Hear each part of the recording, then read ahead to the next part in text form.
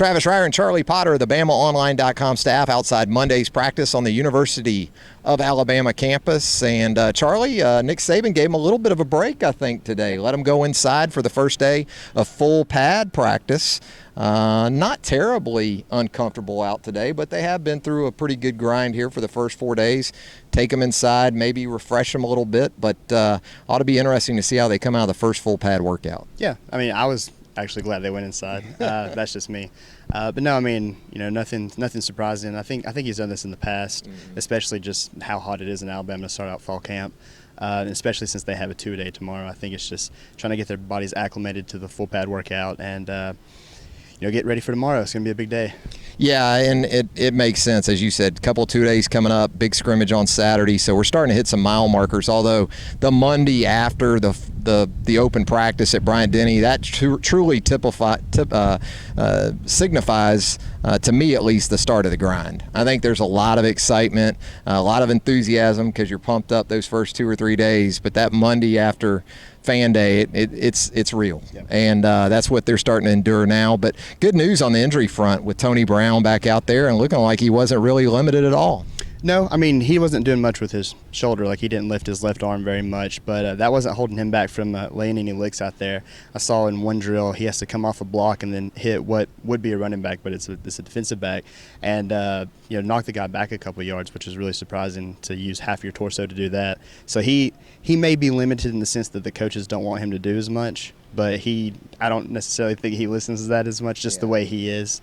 But no, he looked fine out there, other than not being able to lift that arm that much. So that's a lot of good news to hear. Well, and he's in a competition. Yeah. I mean, we can all think that he's going to be the guy, but based on what we saw yesterday and what we continue to see in there's a lot of guys that are repping in at left corner, and that's what I thought was most positive from seeing him in there.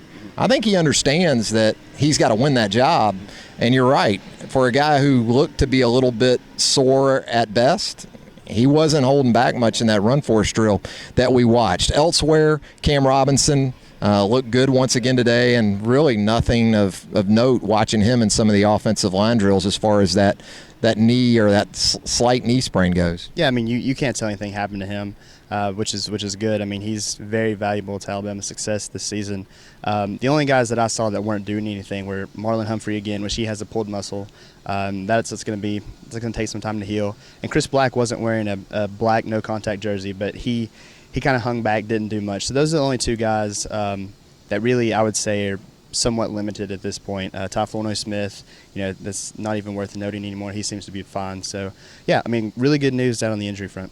Nothing new on the quarterbacks, and not going to be. I mean, there's just not going to – they're going to let this thing play out. So if you're expecting us to come out of a practice and go, ooh, Blake Barnett was third in the pecking order today, not going to happen. Rick Neuheisel, former college coach, media guy now, he was in there watching practice. It'll be interesting to hear his thoughts if we hear those at some point. But otherwise at quarterback, yeah, it's pretty much what it is for right now. Anything else of note from in there today? I mean, we got to see the running backs a little bit better because when they're outside, they're as far away as possible. Right. But indoors, I mean, you walk in the door and you might get run over by Derrick Henry. Henry looks good. Kenyon Drake, you could never tell that he broke his leg. Damian Harris, he looks like the bowling ball type running back that Alabama fans have been expecting out of him.